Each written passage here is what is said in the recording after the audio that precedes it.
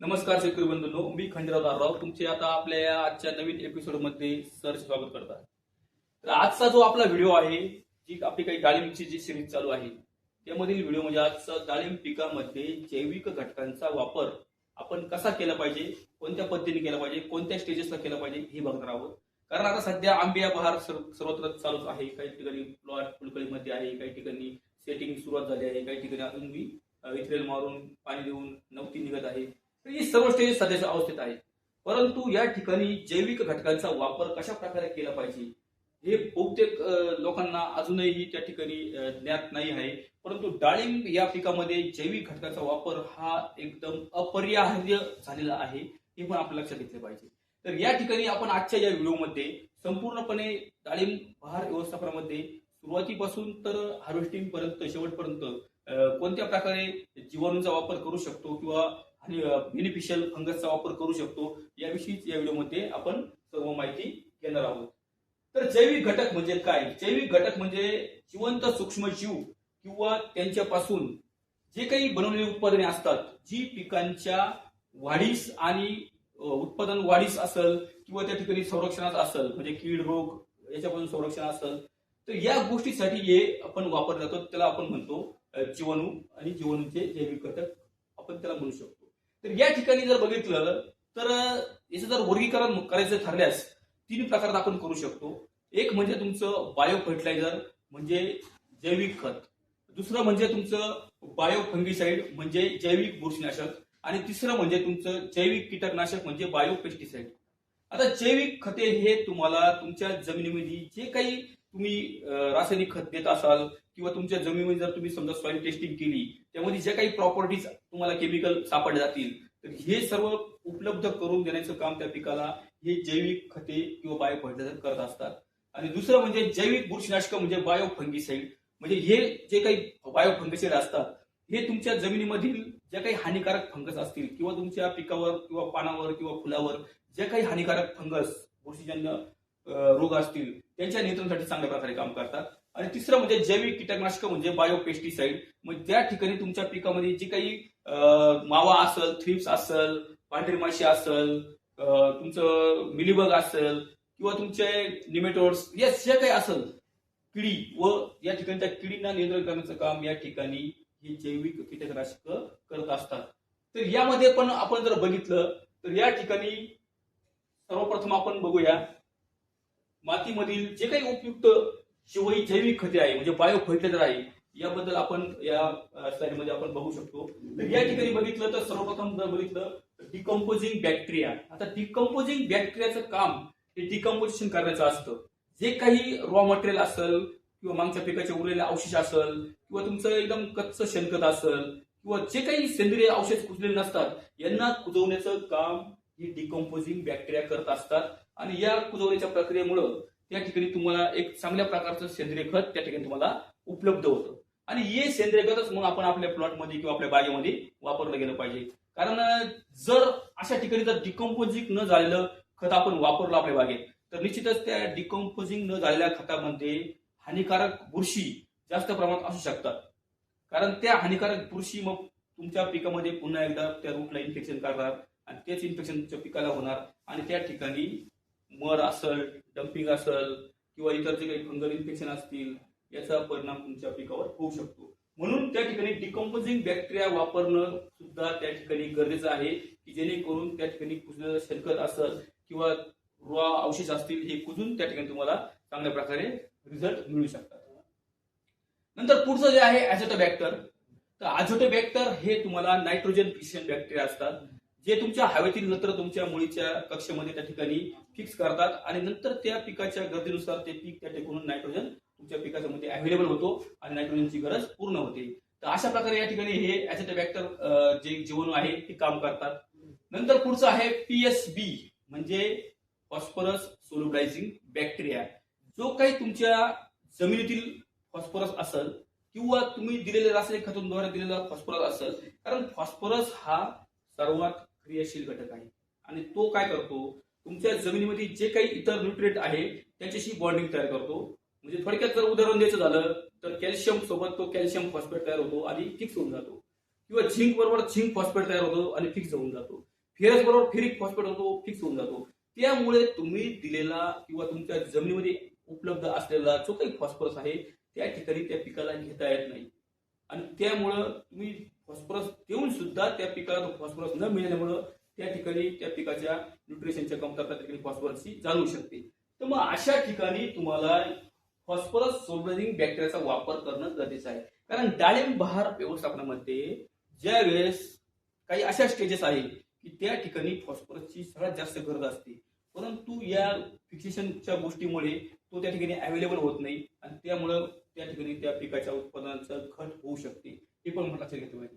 त्यानंतर पुढचा जो जीवाणू आहे खत आहे ते म्हणजे KMB म्हणजे पोटॅश मोबिलायझिंग बॅक्टेरिया. म्हणजे पोटॅशला विद्रव्य स्वरूपात आणायचं काम करून त्या ठिकाणी त्याची मोबिलिटी वाढवण्याचं काम या ठिकाणी KMB म्हणजे पोटॅश मोबिलायझिंग बॅक्टेरिया करत असतात आणि त्यामुळे त्या पिकाची पोटॅशची गरज पूर्तता होऊन त्या ठिकाणी त्या पिकाचा रेजिस्टन्स पॉवर चांगला वाढतो, ते पीक निरोगी राहतं. हे पण आपण लक्षात घेतलं पाहिजे. नंतर पुढचा जो जीवाणू खत आहे ते म्हणजे झिंक सोल्युबलायझिंग बॅक्टेरिया म्हणजे ZSB. कारण झिंकची सुद्धा खूप मोठ्या प्रमाणात गरज तुमच्या पिकामध्ये आहे, हे पण लक्षात घेतलं पाहिजे. जे काही स्टेजेस आहे, कारण झिंक ऑक्सिजन निर्मितीमध्ये काम करतं, त्याचप्रमाणे फोटोसिंथेसिस मध्ये काम करणार आहे आणि क्लोरोफिल पण वाढवणार आहे. तर या ठिकाणी झिंकची गरज असते. जसं फ्लॉवरिंग स्टेज असेल त्या ठिकाणी सुद्धा झिंकची तुम्हाला चांगल्या प्रकारे गरज पडते. आणि काळ्या जमिनी आणि चुनखडीयुक्त जमिनीमध्ये झिंकचं प्रमाण खूप कमी, तुम्ही जर कधी पिट्युल टेस्टिंग केली असेल किंवा त्या जमिनीत झिंकची उपलब्धता ही खूप कमी असते. तर या ठिकाणी मग झिंकची ॲबिलिटी वाढवण्याचं काम हे ZSB या बॅक्टेरिया करत असतात. तर त्या ठिकाणी त्याचा वापर आपण केला पाहिजे. नंतर पुढचा जो आहे सल्फर सोल्युबलायझिंग बॅक्टेरिया. म्हणजे सल्फर सोल्युबलायझिंग बॅक्टेरिया म्हणजेच तुमचं सल्फर ऑक्सिडायझिंग बॅक्टेरिया असं पण आपण त्याला म्हणू शकतो, की जे सल्फर आणि फेरस यांची उपलब्धता वाढवण्याचं काम करतं. कारण सल्फर सुद्धा तुम्हाला त्या बॅक्टेरियाद्वारे ते फिक्सेशन होऊन त्या ठिकाणी अवेलेबल होत असतं नायट्रोजन सारखंच. म्हणून त्या ठिकाणी या बॅक्टेरियाची सुद्धा गरज, जर चुनखडीचं प्रमाण जर तुमच्या जमिनीत जास्त असेल, 8% पुढे तुमची चुनखडी जास्त असेल, तर निश्चितच तुम्हाला या बॅक्टेरियाचा वापर करणं तुमच्या डाळिंब पिकात गरजेचं आहे आणि त्याचा फायदा निश्चितच तुम्हाला मिळू शकतो. नंतर पुढचं जे जैविक खत आहे ते म्हणजे मायक्रोरायझा. आता मायक्रोरायझा सुद्धा खूप महत्वाचा असा रोल तुमच्या डाळिंब पिकामध्ये प्ले करतो, की जेणेकरून तो तुमच्या रोपावर वाढून त्याचे मायसिलियम त्याच्या धागे स्वरूपात खूप लांब पर्यंत जाऊन त्या ठिकाणहून त्या ठिकाणी तुमचं अन्नद्रव्य आणण्याचं काम ही मायक्रोरायझा करत असते आणि मायक्रोरायझाचा वापर सुद्धा तितकाच महत्वाचा आहे. नंतर इतर उपयुक्त जीवाणूचे काही कन्सोर्शियम मार्केटमध्ये अवेलेबल आहे, ते पण आपण पुढे जाऊन बघणारच आहोत. कारण हे सुद्धा तुम्हाला कधी वापरायचं हे आपल्याला कळलं पाहिजे. याकरताच आपण या व्हिडिओमध्ये संपूर्ण हे जे काही जैविक खतं आहेत, इतके जैविक खताचा वापर कोणत्या स्टेजला कोणत्या अवस्थेला किती प्रमाणात केला पाहिजे हे आपण या व्हिडिओमधून समजून घेणार आहोत. त्यानंतर पुढचा जो जर बघितलं तर या ठिकाणी बुरशीजन्य आणि जीवाणूजन्य रोग नियंत्रणासाठी जसं आपण बघितलं की बायो फर्टिलायझर म्हणजे तुमचं खतांचा अपटेक वाढविण्यासाठीचे जीवाणू बघितले. तर आता यामध्ये तुम्ही बघू शकता जे काही डाळिंब पिकामध्ये म्हणजे बुरशीजन्य म्हटलं तर आपण बघत असतो अल्टरनेरिया असेल, सर्कोप्सरा असेल, पोलिट्रिकम असेल, जीवाणूजन्य मध्ये तुमचं बॅक्टेरियल ब्लाइट म्हणजे तेल्या रोग असेल. तर हे जे रोग आहेत हे सर्व रोगांचं नियंत्रण आपण केमिकल फंगिसाइडद्वारे करत असतो. तेच आपल्याला त्यामध्ये कंटिन्यू केमिकल फंगिसाइड वापर करूनही आपल्याला रिझल्ट मिळत नाही. परंतु डाळिंब पिकात चांगले प्रयोग झाले आहेत की या ठिकाणी जे काही फंगस आणि जीवाणू आपण बघणार आहोत यांच्या वापरामुळे खूप चांगल्या प्रकारे त्या ठिकाणी तेल्या रोग असेल किंवा इतर जे काही फंगल इन्फेक्शन असेल नियंत्रणासाठी चांगली मदत होते. तर ते कधी वापरायचे त्याच्यामध्ये तुम्ही बघू शकता ट्रायकोडर्मा व्हेरिडी, ट्रायकोडर्मा हार्जिनियम असेल, सुडोमोनास फ्लोरोसेन्सिस असेल, बॅसिलस सबटिलस असेल किंवा अँपिलोमायसिस क्युस्कॅलिस आणि तेल्या नियंत्रणासाठी उपयुक्त असे जीवाणूचा कन्सोर्शिया हे सुद्धा मार्केटमध्ये अवेलेबल आहे आणि त्याच्याबद्दल सुद्धा आपण माहिती घेणार आहोत. कारण ट्रायकोडर्मा व्हेरिडी ही तुम्हाला तुमचे जे काही मर रोग असेल त्यासाठी सॉइलमध्ये चांगल्या प्रकारे काम करते. त्याचप्रमाणे ट्रायकोडर्मा हार्जिनियम असेल ती सूत्रकुमी आणि तुमचे जे काही फंगल इन्फेक्शन असतील त्यासाठी काम करते. सुडोमोनास फ्लोरोसेन्सिस सारखा जीवाणू, कारण हे दोन बुरशी आहे आणि सुडोमोनास फ्लोरोसेन्सिस हा काय जीवाणू आहे, तसेच बॅसिलस सबटिलस हा पण जीवाणू आहे. हे जीवाणू सुद्धा चांगल्या प्रकारे तुमच्या जमिनीत जे काही फंगल अथवा बॅक्टेरियल इन्फेक्शन होतात त्यासाठी काम करतात, हे पण आपण बघितलं पाहिजे. तर त्याचा वापर सुद्धा आपण कसा करायचा, कोणत्या स्टेजला करायचा, किती प्रमाणात करायचा, कोणत्या कॉम्बिनेशन मध्ये करायचा, याबद्दल आपण 100% माहिती इथं बघणार आहोत. नंतर अँप्युलोमायसिस पिस्कॅलिस ही जी फंगस असते ही तुम्हाला पावडरी मिल्ड्यू म्हणजे तुमचं भुई रोगासाठी चांगल्या प्रकारे काम करते. नंतर तेल्या नियंत्रणासाठी सुद्धा उपयुक्त जीवाणूंचे कन्सोर्शिया सुद्धा आपल्या मार्केटमध्ये अवेलेबल आहे, खूप चांगले आहे. फक्त त्याचा वापर कधी कसा कुठे करायचा याबद्दल अजूनही आपण अनभिज्ञ आहोत, तर ती आपण माहिती घेऊ शकतो या ठिकाणी या व्हिडिओमध्ये आपल्याला भेटणार आहे. त्यामुळे सर्वांनी व्हिडिओ शेवटपर्यंत पहा आणि त्यामध्ये तुम्हाला सर्व या ठिकाणी बघायचं आहे की तुमचा हा जो वापर कसा करायचा आहे काय आपण शेवटपर्यंत बघणार, त्यामुळे स्किप कुणी करू नका. तर पुढचं जे आहे आता आपण बघितलं, जैविक खतं बघितले, जैविक बुरशीनाशक बघितले आणि तिसरी जी स्लाइड आहे ती जी काही कीड आपल्या डाळिंब पिकामध्ये इन्सेक्ट जे काही असतात त्याच्या कंट्रोलसाठी जे काही बायो पेस्टिसाइड आहेत त्याबद्दल आपण माहिती घेणार आहोत. त्याची तुम्हाला सूत्रकृमी असेल, तुमचा थ्रिप्स असेल, तुमचा मावा असेल, तुमची म्हणजे आळी असेल, लार्वा असेल, या सर्व गोष्टींकरता सुद्धा या ठिकाणी चांगल्या प्रकारे तुम्हाला जैविक पर्याय अवेलेबल आहे, उपलब्ध आहे. तर या सर्वात पहिलं बघितलं आपण व्हर्टिसिलियम लेकेनी ही फंगस आहे, व्हिओरिया बॅसियाना ही फंगस आहे, मेट्रायझम अनिस्कुलिया ही फंगस आहे. तर विविध प्रकारचे सकिंग पेस्ट असेल, तुमचा मिलीबग असेल किंवा तुमचं जमिनीमध्ये जी काही होमनी कीड असेल किंवा स्टेम बोरर असेल, पिन होल बोरर असेल, या सर्वांच्या कंट्रोलसाठी या फंगस खूप चांगल्या प्रकारे काम करतात. फक्त त्याचा वापर आपल्याला करता आला पाहिजे. याचे कन्सोर्शिया पण आपल्याला मार्केटमध्ये मिळतात, तर त्याचा वापर आपल्याला करता आला पाहिजे. नंतर बॅसिलस थुरेंजियस वारपस्तुर्की जे बीटीके म्हणतो आपण, ते सुद्धा तुम्हाला लार्वासाठी आळीसाठी चांगल्या प्रकारे काम करतं. नंतर त्या ठिकाणी तुमचं जे काही सूत्रकृमी निमेटोड्स तुमच्या डाळिंबमध्ये खूप महत्वाची आणि खूप मोठी समस्या आहे, तर या ठिकाणी तुम्हाला व्हर्टिसिलियम क्लॅम्बोस्पुरियम असेल आणि बॅसिलोमायसिस रिनेसिनस असेल, या दोन फंगस तुमच्या सॉइल मधून बेडमधून जर तुम्ही वापरल्या तर निश्चितच तुम्हाला चांगल्या प्रकारे त्या ठिकाणी निमेटोड्सचे नियंत्रण करण्यासाठी सुद्धा मदत होत असते. तर ते पण आपण बघितलं पाहिजे, तर हे पण लक्षात घ्या. तर हे जे आपण बघितले बायो फर्टिलायझर असेल, तुमचं बायो फंगिसाइड असेल, बायो पेस्टिसाइड असेल, हे जे प्रकार जे काही मी तुम्हाला सांगितले की जीवाणू, बुरशी, या सर्व आपल्याला वापरता आले पाहिजे. नेक्स्ट जो पार्ट आपण बघतोय, तर या ठिकाणी जर बघितलं तर आपल्याला जे काही आता मार्केटमध्ये उत्पादने बघायला मिळतात, जीवाणू असेल किंवा फंगस असेल, ती साधारणतः लिक्विड असेल, पावडर असेल. पण आपण जर बघितलं आनंद ॲग्रो केअर ही जी काही कंपनी आहे, तर या ठिकाणी त्यांच्याकडे जर बघितलं तर लिक्विड फॉर्म मध्ये पण तुम्हाला या ठिकाणी आपण एक उदाहरण घेतो तर सुडोमोनास फ्लोरोसेन्सचं, तर लिक्विड मध्ये सुद्धा सुडोमोनास फ्लोरोसेन्स मिळेल. नंतर त्या ठिकाणी टॅल्कम मध्ये सुद्धा तुम्हाला सुडोमोनास पावडर मध्ये सुद्धा मिळेल. नंतर तुम्हाला 4K जो प्रोबायोटिक टेक्नॉलॉजीवर आधारित स्पोर फॉर्म मधले जे काही बॅक्टेरिया तयार करतात, आणि खूप चांगली टेक्नॉलॉजी आहे, तर त्याच्यामुळे सुद्धा तुम्हाला सुडोमोनास फ्लोरोसेन्स मिळेल. नंतर कॅप्सूल फॉर्म मध्ये सुद्धा या ठिकाणी तुम्हाला सुडोमोनास फ्लोरोसेन्स मिळेल. आणि नंतर तुम्हाला प्रॉडक्ट कॉस्टिंग असेल किंवा बेसल डोस मध्ये टाकायचं असेल तर तुम्हाला ग्रॅन्युलर फॉर्म मध्ये सुद्धा सुडोमोनास मिळू शकतो. हे फक्त एक उदाहरण झालं. बाकीचे जे काही जीवाणू असेल, बॅक्टेरिया असतील, तुमचा ट्रायको असेल, सुडो असेल, फ्लोरो असेल, बॅसिलस असेल, सर्व तुम्हाला या 5 टाईप मध्ये तुमच्या मार्केटमध्ये उपलब्ध आहेत.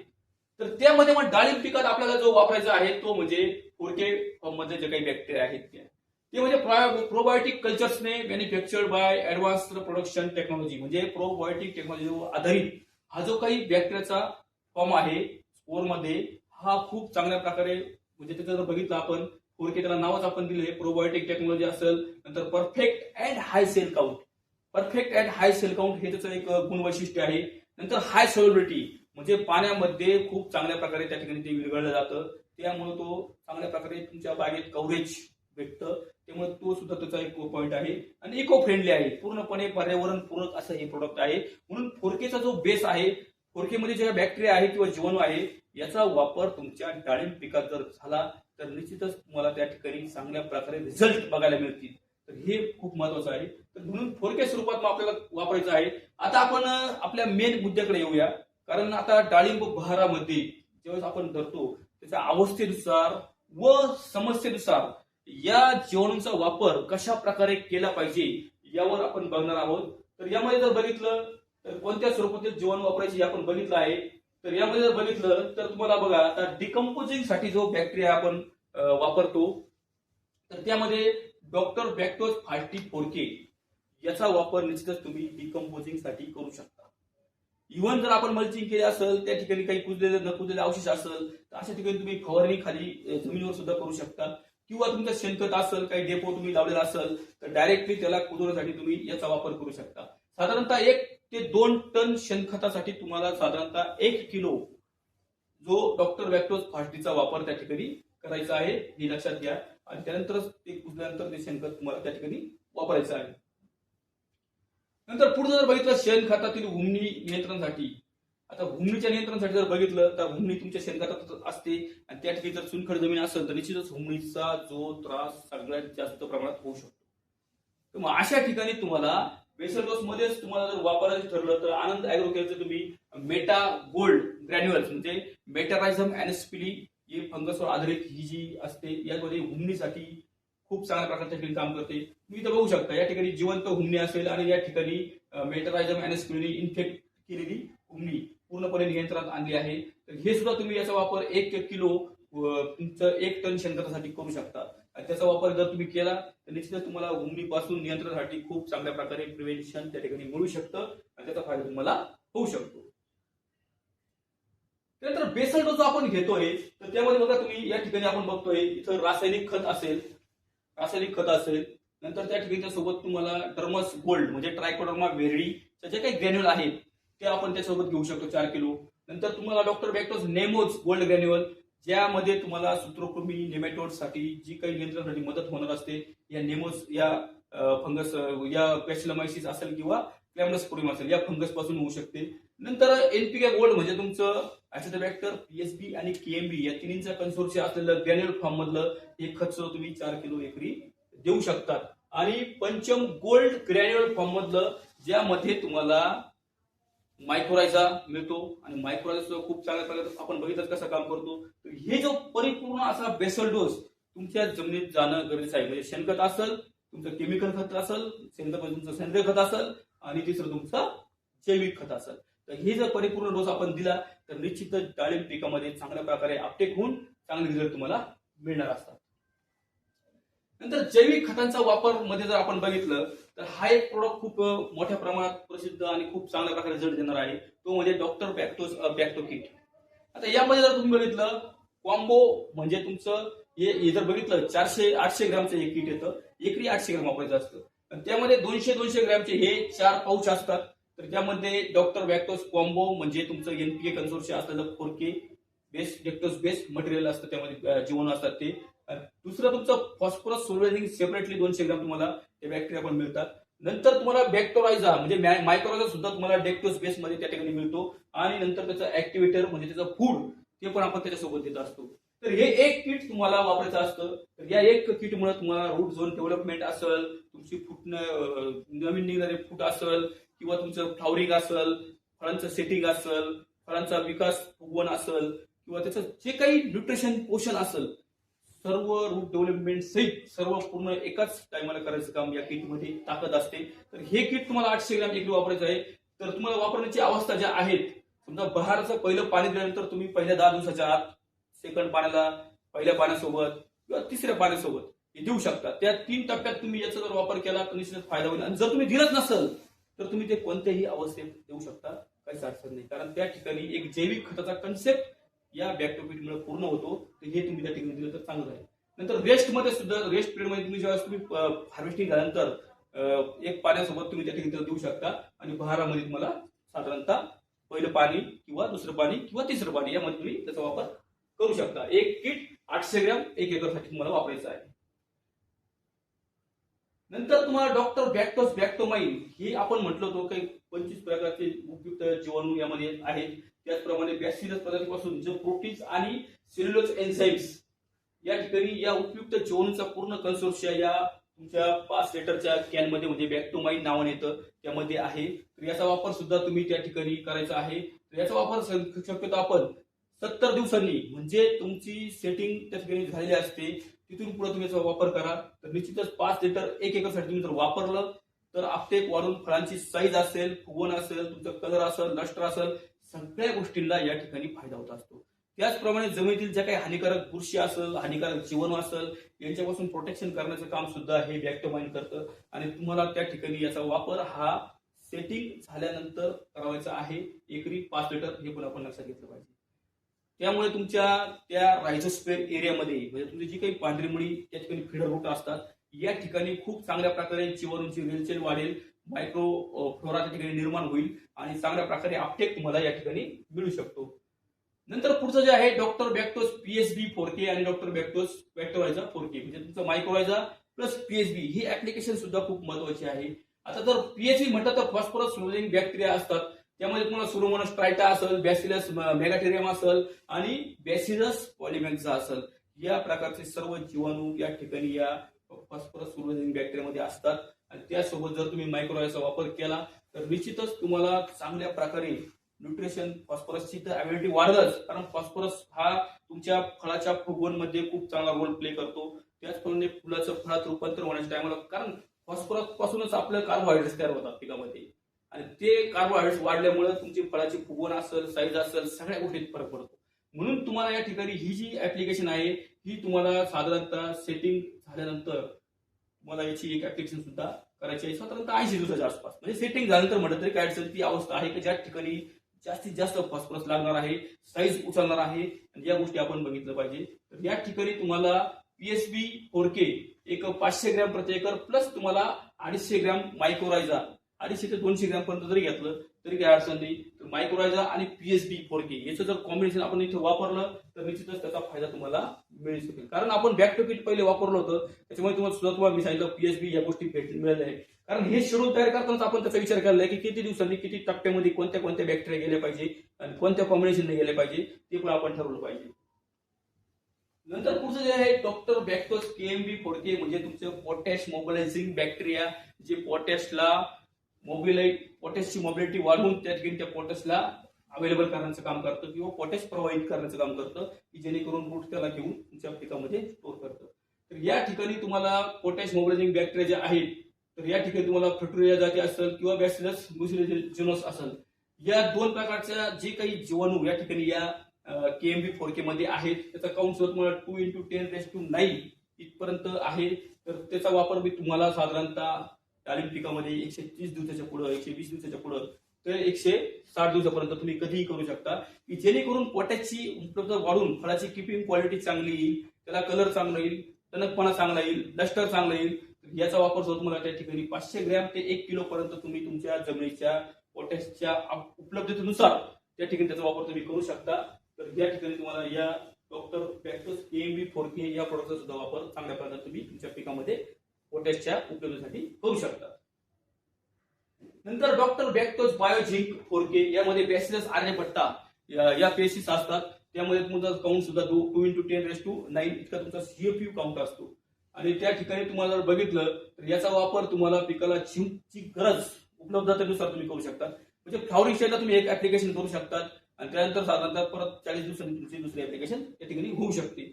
आणि शक्यतो तुमच्या चुनखड आणि काळ्या जमिनीमध्ये झिंकची उपलब्धता खूप कमी असते आणि अशा ठिकाणी तुम्ही याचा वापर जर केला तर निश्चितच त्याचा फायदा तुम्हाला होऊ शकतो. नंतर पुढचं जे आहे डॉक्टर बॅक्टोस बायोसल्फ म्हणजे तुमच्या सल्फर सोल्युबल बॅक्टेरिया, त्याला सल्फर ऑक्सिडायझिंग बॅक्टेरिया असं पण आपण म्हणू शकतो. तर या ठिकाणी फेरस आणि सल्फरला या ठिकाणी उपलब्ध करून देण्याचं काम या ठिकाणी या बॅक्टेरिया करत असतात.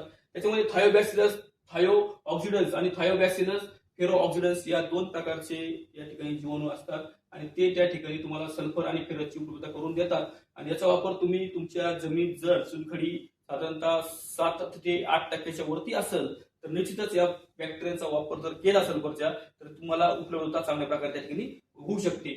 म्हणून त्या ठिकाणी 1 ते 2 लिटर प्रमाण तुम्ही त्या ठिकाणी तुमच्या 1 एकरसाठी ड्रिपद्वारे ऍप्लिकेशन त्या ठिकाणी करू शकतात. तर हे पण आपण लक्षात घेतलं पाहिजे. तर अशा प्रकारे आपण जे बघितलं आतापर्यंत जे बायो फर्टिलायझर म्हणजे जैविक खतं आपण कोणत्या टप्प्यात कोणती वापरली पाहिजे हे आपण आतापर्यंत बघितलं. आता आपण बघूया जैविक बुरशीनाशकांचा वापर आपल्या या आंबे बहारामध्ये कसा केला पाहिजे किंवा कसं वापर पाहिजे त्याबद्दल आपण बघू शकतो. तर आता जैविक बुरशीनाशकामध्ये जर बघितलं डाळिंब पिकात सर्वात महत्वाचे मुद्दे जर बघितलं, महत्वाच्या समस्या बघितलं ते म्हणजे मर असते. आता मर होण्यामागे सुद्धा 4 प्रकारच्या ज्या फंगस आहे त्या ठिकाणी कारणीभूत राहू शकतात. म्हणजे एक तर म्हणजे फ्युजेरियम मर. आता फ्युजेरियम मर मध्ये बघितलं तर आपण एका बाजूची फांदी पिवळी पडते आणि त्या ठिकाणी अन्ननलिका किंवा पाणी वाहक ज्या नलिका असतात फ्लोएम आणि झायलेम जे तुमचं न्यूट्रिशन वाहण्याचं काम करतं आणि पुन्हा मुलीकडे आणण्याचं बी काम करते. अशा ज्या 2 अन्ननलिका असतात या जर बघितलं तर त्याचा रंग सुद्धा त्या ठिकाणी मध्ये या ठिकाणी पडला जातो. आणि ती मर असते म्हणजे ते फिज्युरियम मर, ती एक मर असते ती आपण या ठिकाणी बघू शकता. इथं दाखवलेली एक साईडची फांदी पिवळी पडते. तर दुसरे मर जे असते ती म्हणजे सेरोटोसिस्टिस जी फंगस आहे त्यामुळे होणारी मर. तर त्यामध्ये काय होतं का अचानक म्हणजे उन्हाळ्यामध्ये ऊन पडलं असतं, जमीन तापलेली असते आणि अशा ठिकाणी अचानक 2 ते 3 दिवसांनी झाडावर म्हणजे तुम्ही पाऊस जर झाला उन्हामध्ये आणि त्या ठिकाणी मग 2 ते 3 दिवसामध्ये काय होतं तुमच्या झाडावरची फळे ही ऑटोमॅटिक फळे असताना ते झाड सुकायला लागतं. या फंगसचा हा परिणाम तुम्हाला दिसून येतो. आणि खोडाचा जर भाग आपण पाहिला तर काळा, उत्करी आणि तपकिरी झाला असतो. आणि ही फंगस सेरोटोसिस्टिस मर सुद्धा खूप मोठ्या प्रमाणात मर रोगास कारणीभूत आहे, हे पण आपण लक्षात घेतलं पाहिजे. नंतर तिसरं येतं तो रायझोक्टिनिया मर. त्या ठिकाणी जर बघितलं तुमची जी नवीन लागवड केलेली असते यामध्ये तुम्हाला अशा प्रकारची मर तुम्हाला दिसत असेल ती रायझोक्टिनिया बुरशीमुळे होत असते. तर ही पण आपण बघा, काळ्या जमीन असेल ज्या ठिकाणी पाणी कंटिन्यू साचून राहत असेल, पाण्याचा निचरा चांगल्या प्रकारे होत नसेल, अशा जमिनीमध्ये शक्यतो ही मर त्या ठिकाणी तुम्हाला दिसून येते.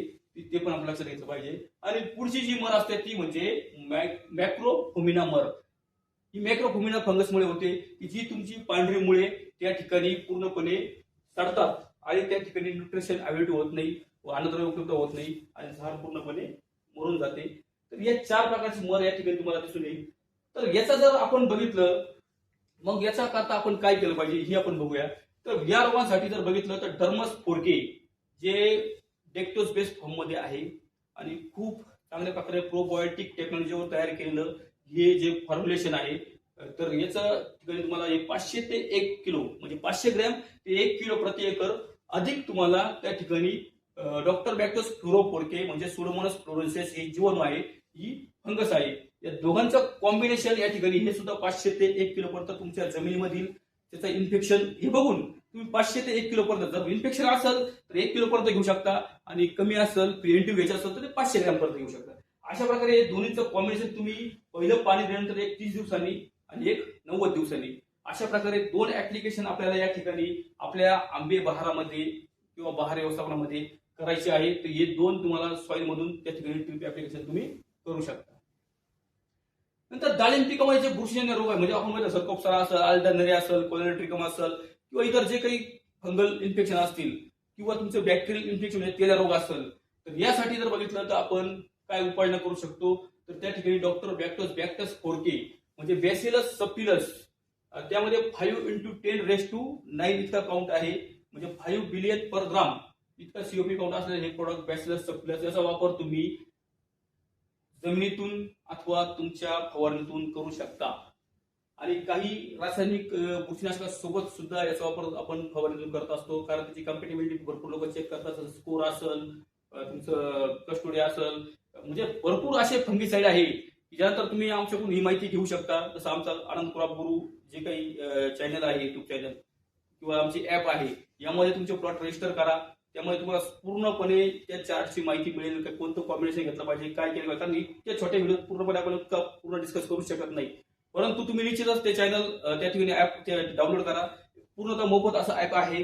तर त्यामुळे तुमचा डाळिंबचा प्लॉट रजिस्टर करा आणि त्यामध्ये तुम्हाला संपूर्ण माहिती सुद्धा आपण दिलेली आहे.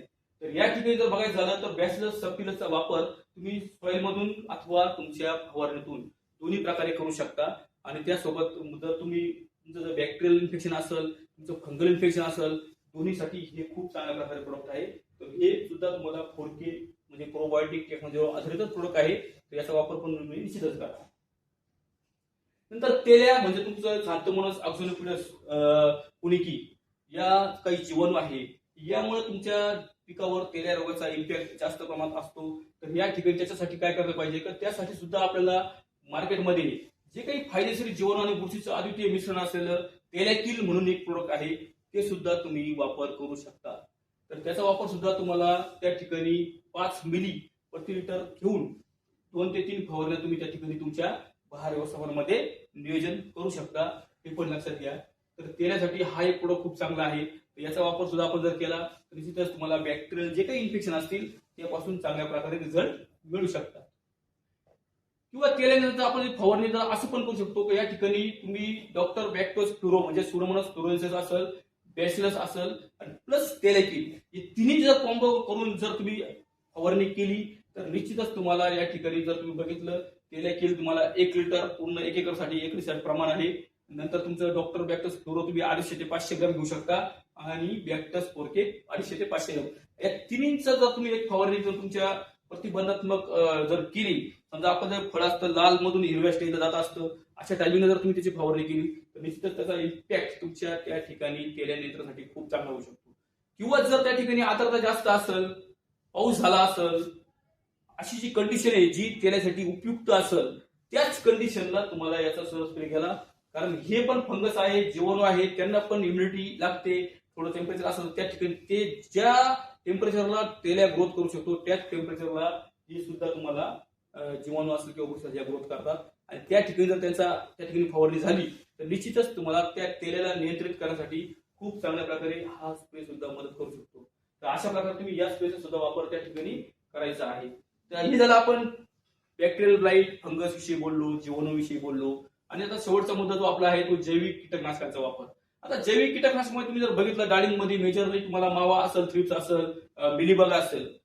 कारण मावा, थ्रिप्स, मिलीबग या ज्या काही सकिंग पेस्ट असतात या खूप मोठ्या प्रमाणात त्या ठिकाणी तुमच्या डाळिंबमध्ये हानी पोहोचवतात.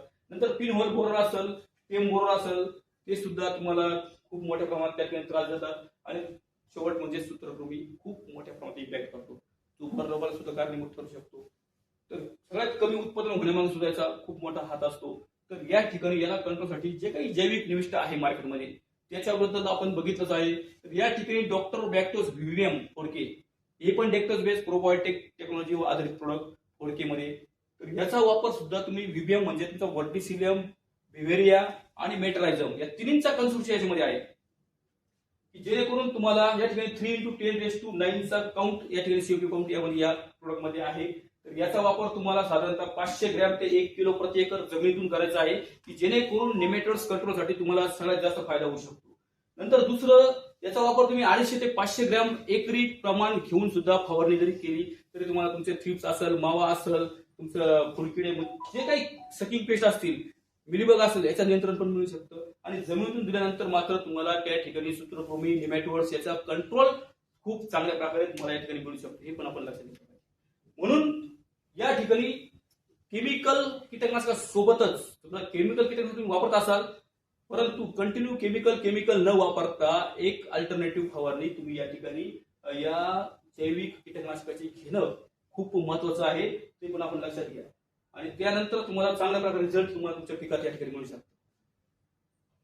नंतर या ठिकाणी डॉक्टर बॅक्टोस नेमोस फोरके हे खास सूत्रकृमींसाठी, निमॅटोडच्या नियंत्रणासाठी तयार केलेलं प्रोडक्ट फोरके म्हणजे प्रोबायोटिक्स टेक्नॉलॉजीवर आधारित हे प्रोडक्ट आहे. आणि खूप हाय काउंट म्हणजे तुमचं 1 × 10⁹ हा सीओपी काउंट त्यामध्ये आपण दिलेला आहे. तर या ठिकाणी जर बघितलं तर याचा वापर जर केला तर निश्चितच तुमच्या रूटवर जे निमॅटोड्स असतात, जे तुम्हाला मरसाठी सुद्धा कारणीभूत ठरू शकतात, याच्या कंट्रोलसाठी ह्या ज्या स्पीसीज खूप चांगल्या काम करतात. तर यामध्ये व्हर्टिसिलियम, प्लॅन्गोस्पोरियम आणि पेस्टोलोमायसिस निनेसिस सारखे जे काही फंगस आहे, जे काही निमॅटोडसाठी काम करतात, त्याला कंट्रोल करतात, याचं काम हे करतात असतात. तर हे सुद्धा तुम्हाला साधारणतः जमिनीतून 500 ग्रॅम ते 1 किलो म्हणजे आपण आपल्या जमिनीत तिथं बागेत जाऊन तुमची मुळी उकरून पाहिजे आहे, त्यामध्ये निमॅटोडचा अटॅक किती टक्के झालेला आहे याचं बघूनच तुम्हाला प्रमाण वाढवू शकता आणि कमी करू शकता. तर त्याप्रमाणे तुम्हाला याची प्रिव्हेंटिव्ह जर तुम्ही दिलं तर निश्चितच फायदा होईल. तर वापरण्याची पद्धतीची जमिनीतूनच आहे, तर त्या ठिकाणी तुम्हाला त्याचा वापर करायचा आहे. नंतर अन्नद्रव्यांचा अपटेक वाढवण्यासाठी तसंच वापरण्याची अवस्था नंतर 60 व 120 दिवस थोडक्यात आपली जी म्हणतो आपण फ्लॉवरिंग मधून बाग सेटिंग मध्ये जाते आणि सेटिंग मध्ये गेल्यानंतर सगळ्यात जास्त न्यूट्रिशन त्या बागेला लागत असतं. आणि अशा ठिकाणी जर तिला निमॅटोडचा अटॅक झाला किंवा फंगलचा अटॅक झाला तर मात्र त्या ठिकाणी किंवा तुमची घुमणी असेल किंवा तुमचं जे काही किडी असतील यांचा अटॅक झाल्यामुळे न्यूट्रिशनची कमतरता वरती आल्यामुळे तुमची फळांची साईज असेल या गोष्टी खूप कमी होतात. कारण त्या ठिकाणी न्यूट्रिशनची गरज खूप वाढून जाते. मग अशा ठिकाणी म्हणजे 60व्या दिवशी तुम्ही व्हीव्हीएम आणि नेमोस खालून देऊन टाका, जेणेकरून प्रिव्हेन्शन त्या ठिकाणी तुम्हाला तुमच्या निमॅटोडचं होऊ शकतं. आणि त्या ठिकाणी तुम्हाला नंतर दुसरी जे ऍप्लिकेशन करायची आहे ती म्हणजे 120 दिवसांनी. मग 120 दिवसांनी दुसरी ऍप्लिकेशन करा, की जेणेकरून तुम्हाला निमॅटोड कंट्रोल चांगल्या प्रकारे येणार आहे. तर या दोन गोष्टी आपण लक्षात घ्या आणि या ठिकाणी तुम्हाला त्याचा फायदा होऊ शकतो. तर निश्चितच शेतकरी बंधूंनो, आज आपण जे बघितलं यामध्ये आपण पूर्णपणे जैविक खतं असतील, जैविक कीटकनाशकं असतील, जैविक बुरशीनाशकं असतील यांचा वापर आपल्या डाळिंब पिकामध्ये डाळिंब बहार धरल्यानंतर ते डाळिंबच्या पिकाच्या हार्वेस्टिंग पर्यंत कसा करायचा, कोणत्या टप्प्यात करायचा, किती प्रमाणात करायचा, कोणते कॉम्बिनेशन घेऊन करायचा, या सर्व गोष्टींचा आज पूर्णपणे आपण यामध्ये बघितलं आहे. आणि याच्यात जर कोणाला अजूनही शंका असेल तर निश्चितच तुम्ही आनंद क्रॉप गुरु ही ऍप प्ले स्टोअरला जाऊन डाउनलोड करा. त्यामुळे तुमचा प्लॉट रजिस्टर करा किंवा कमेंटमध्ये सुद्धा तुम्ही याचे प्रश्न विचारू शकता. निश्चित आपण पुन्हा एकदा नवीन एपिसोडमध्ये भेटणारच आहोत. परंतु आजच्या या व्हिडिओला कोणी चांगल्या प्रकारे आनंद क्रॉप गुरु चॅनलला या ठिकाणी सबस्क्राईब करून करा आणि जास्तीत जास्त शेतकऱ्यांपर्यंत हा व्हिडिओ पोहोचवा. आपण निश्चित नंतर भेटूया. धन्यवाद.